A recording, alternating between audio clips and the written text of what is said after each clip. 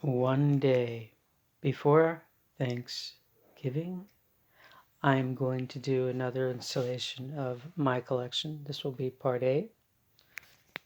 Oh, I got the light on and I don't know how I did it. But I guess I'll do that. It's okay. Alright, so first up, I'm going to go with a book by Honoré de Balzac, Ursule Mirouet. And I like this damn light. The painting here, it's very rich and all that. Very good book, of course. And this is a book about struggling and triumphing over innocence reviled. And it also has a love story in it that has a supernatural intervention. It's a very good book. A lot of work by Balzac contains mystical stuff in it. Ghosts, spirits, that kind of stuff, magic. It's a good book. Excellent stuff.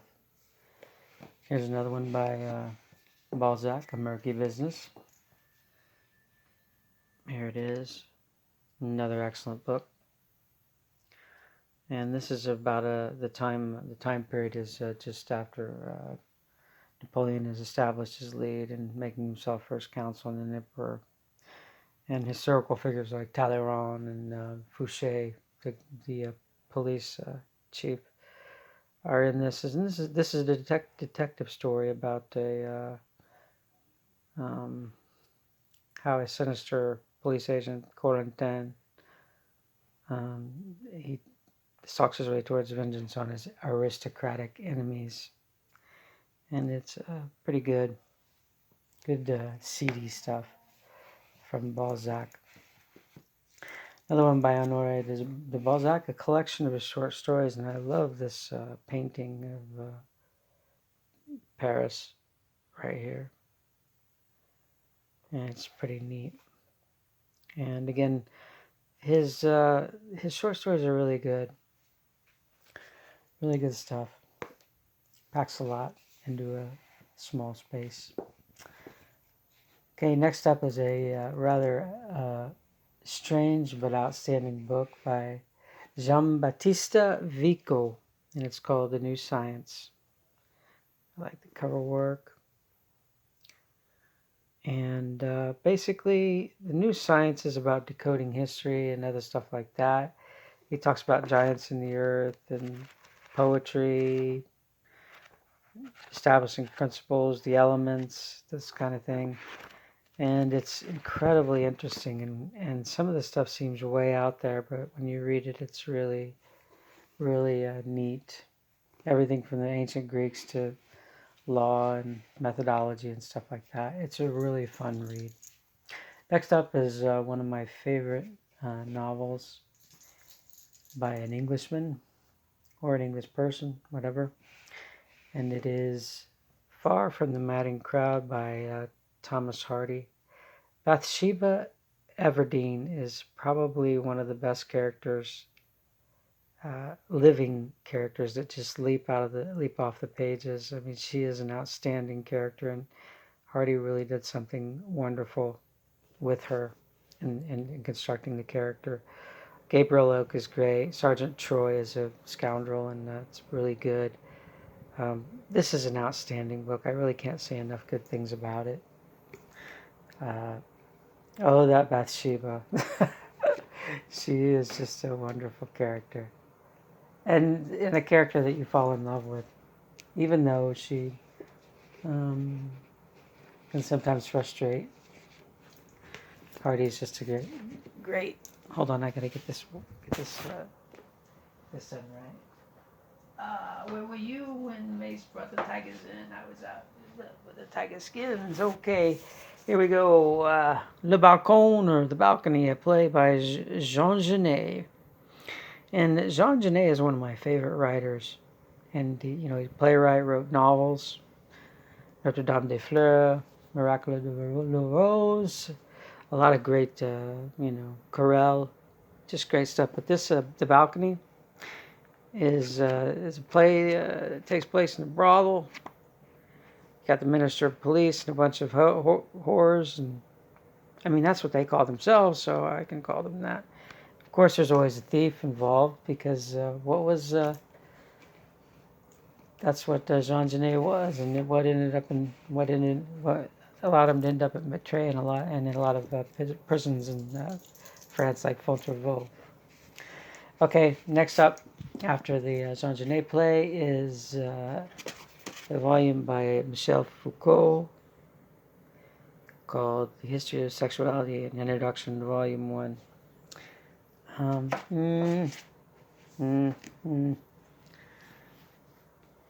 It's not bad, but it's not good. I'm very neutral on it. Not on sexuality, but on the Foucault handling of it and the history of it. As a historical subject, it's kind of strange that you would make an intimate thing. So you would make the public expression of it.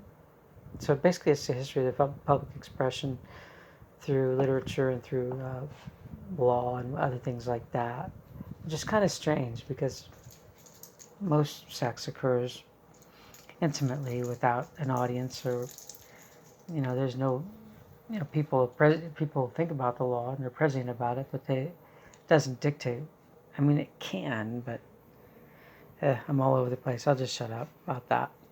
Okay, next up is another Michel Foucault book, The Order of Things, Les mots et les choses. In French, that's words and things.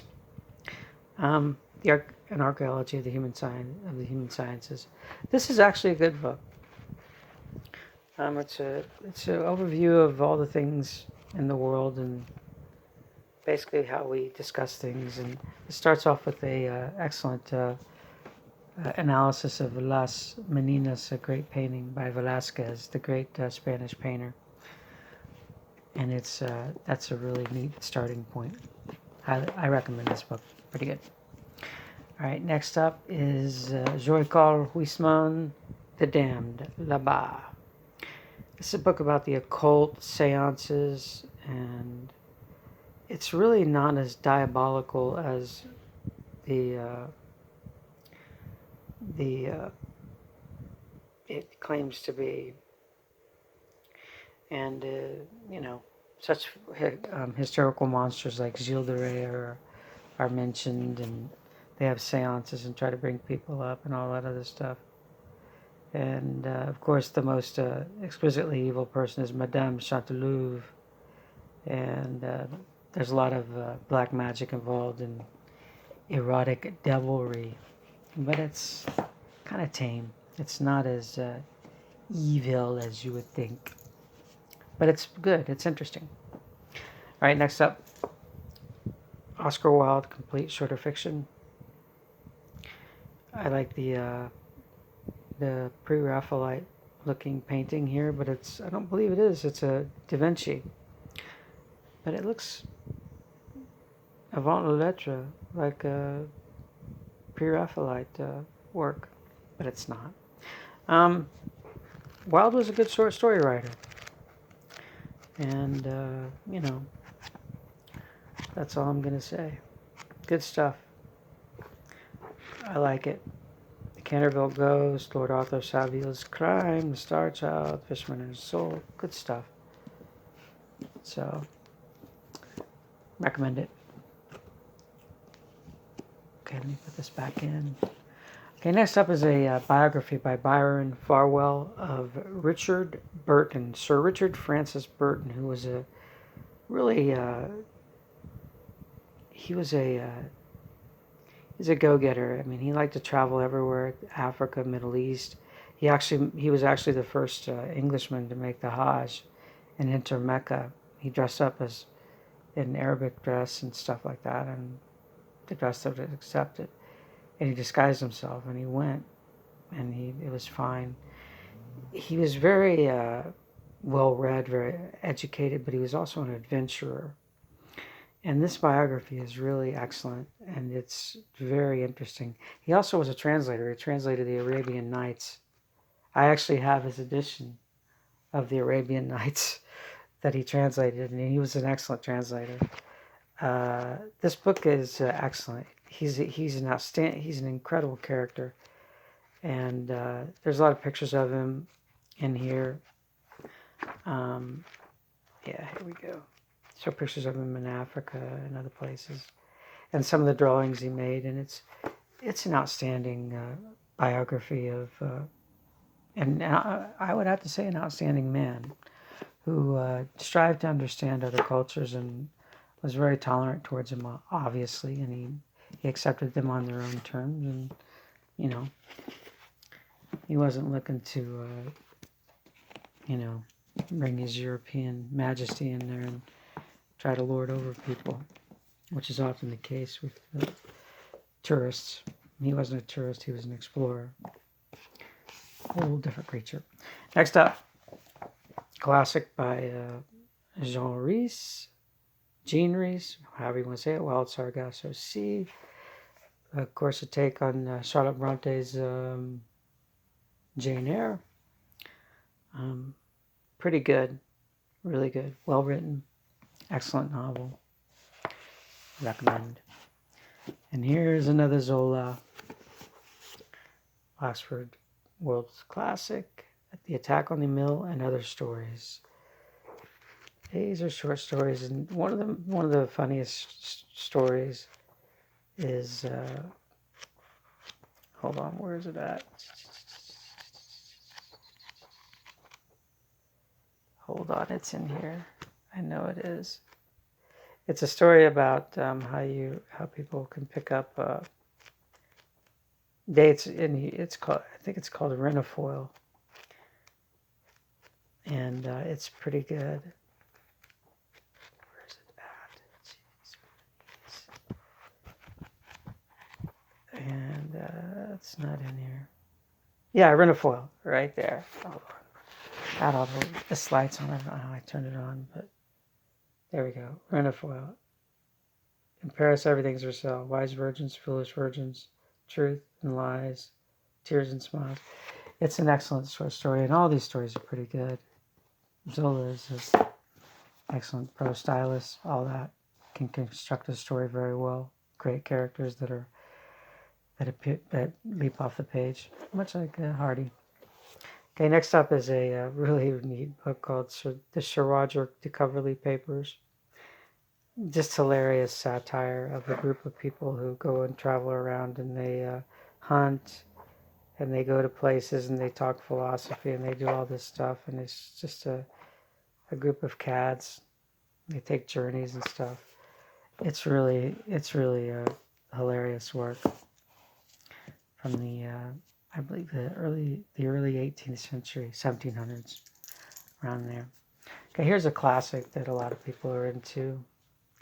Machiavelli, The Discourses. Of course, The Discourses on Levy. And these are pretty good essays that he's got here. Talks about fortresses, migrations, expansion and citizenship, the advantages of popular government, deceptive appearances, how easily men may be corrupted, and all this other stuff. It's pretty bare bones and wry.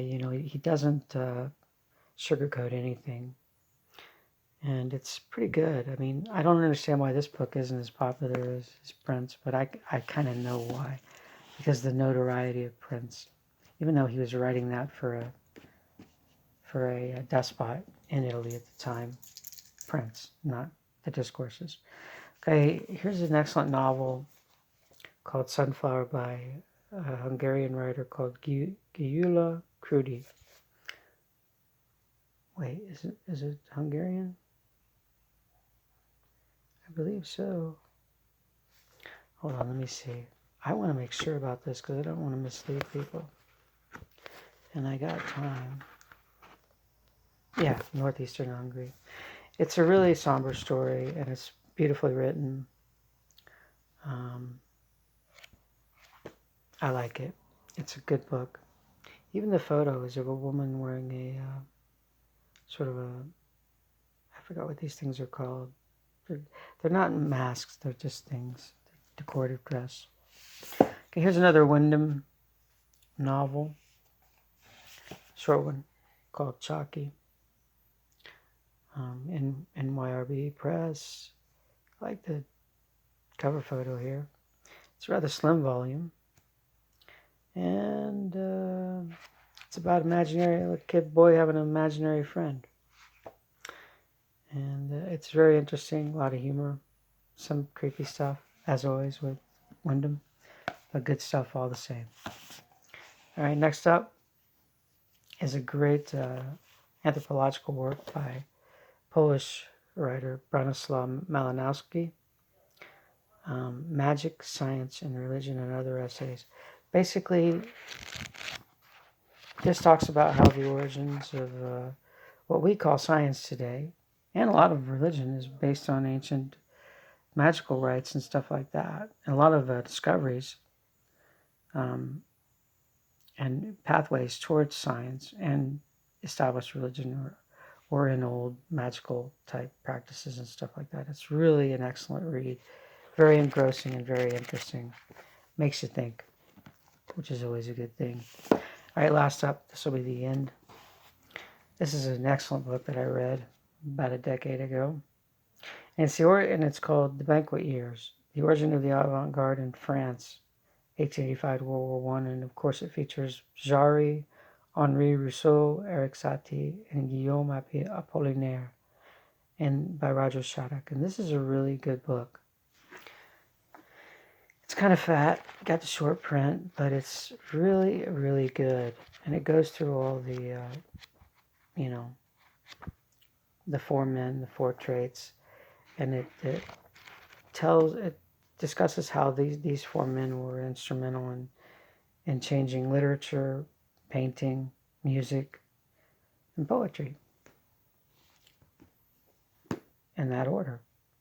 And here you have a picture of them. There's Jarry.